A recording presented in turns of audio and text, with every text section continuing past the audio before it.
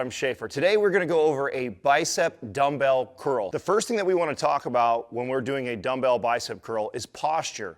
Now, we're going to start off with a standing bicep curl, although you can do these in the seated position. Now, why I like to teach them in a standing position is because I actually put my clients in a very unique stance, and there's a reason for that. Now, when you do a bicep curl, the main function is just flexion at the elbow.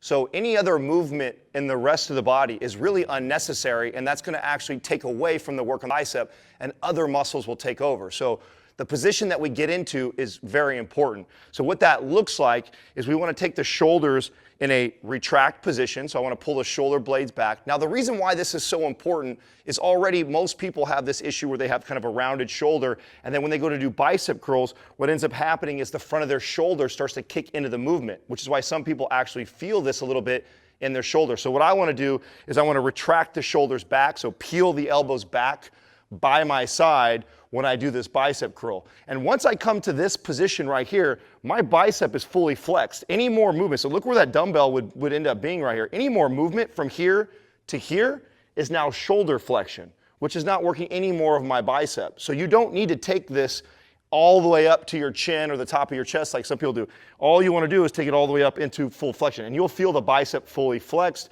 the shoulder still in that retracted position. In order to get the dumbbell up any higher, I would have to roll the shoulder forward, and then the shoulder takes over. We don't want that.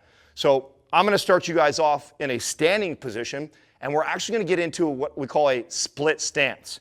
And in the split stance, I'm going to shift my weight onto my front foot, and my back foot is on my toe. Now the purpose of this and why I love to teach this to clients is because it creates a little instability.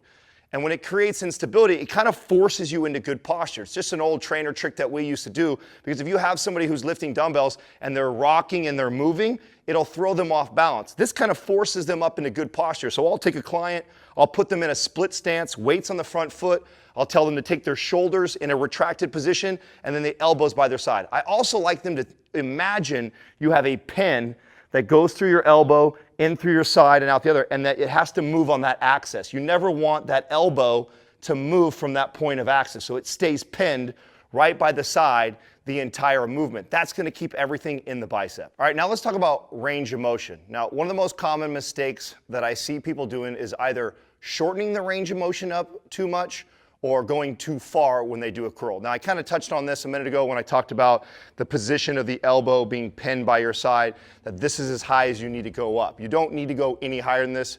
Common mistake I see is the rocking of the elbows and the shoulders.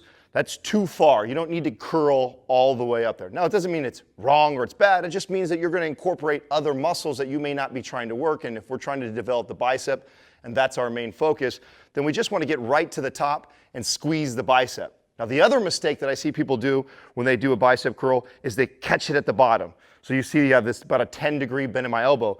You can open up and fully extend the arms. Now, you've heard people talk about don't lock the joints out. It is completely safe to lock the joints out if you keep tension in the muscle. So what do I mean by that? It means when I come all the way down, I don't relax my bicep and let the joints take the weight.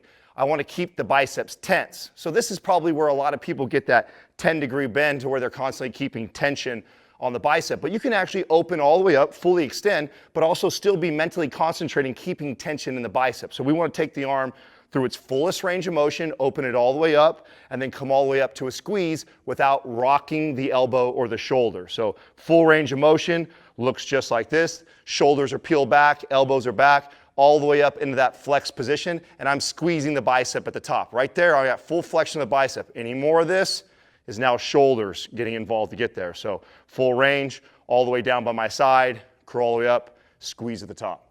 All right, now let's talk about alternating dumbbell curls or pronating or supinating the wrist while you do the curls. Now, these are great little variations that you can throw into your dumbbell curls.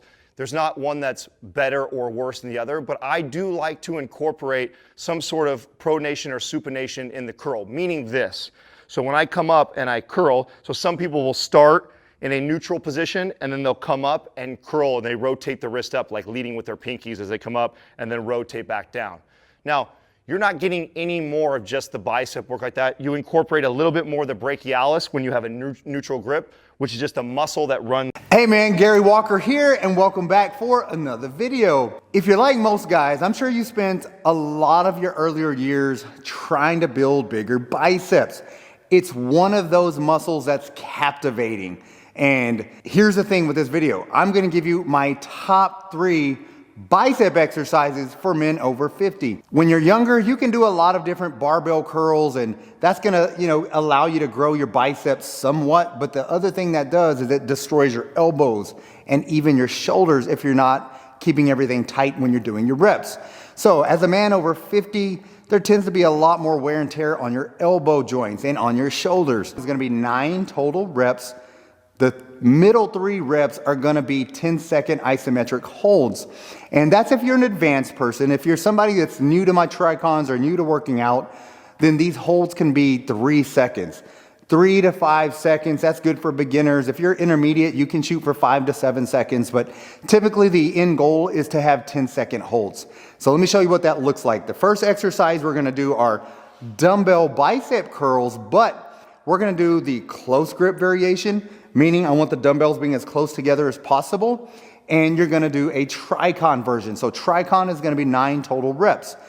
The key point here to keep you safe is I want you to keep your shoulders back, chest out, and keep your elbows pinned to your side as much as possible. All right, from this position, we're bringing the dumbbells in, and then we're gonna do the first 3 reps, full range of motion reps, just like this, 3 full reps, and then you go into your holds. Right here, you're gonna squeeze as hard as possible, 1001, 1002, 1003, 1004, 1005, 6, 7, 8, 9, 10. Full stretch, back to another one, 1001, 2, 3. What this does is it's increasing the time under tension on these biceps without putting your joints through all of the range of motion for all of these reps. And it also allows you to do this with lighter weight, which is key for an older guy. You don't always want to have to max out the amounts of weights that you're using. All right, you're gonna do your 3 full stretch and then 3 full range of motion reps to close it out, all the way up, all the way down, all the way up, all the way down. 1 more of those. Guys, you know I like to lift big, but sometimes I need to be a little bit more efficient, especially when I'm pressed for time. Up, down. All right, that is a dumbbell bicep curl using Tricons, and it's the close grip. So one thing about the close grip I do want to point out, typically the wider you work your bicep, this is how it works. Put your finger right on the middle, palm straight forward, finger there. Anything in this motion is really going to put a lot of emphasis right here. As you go wider, look where my finger is. It's more inside the short head of that bicep.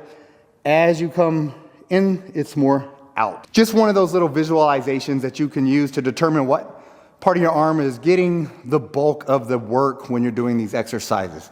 But that's exercise number 1. Now, let me show you exercise number 2. All right, the second exercise is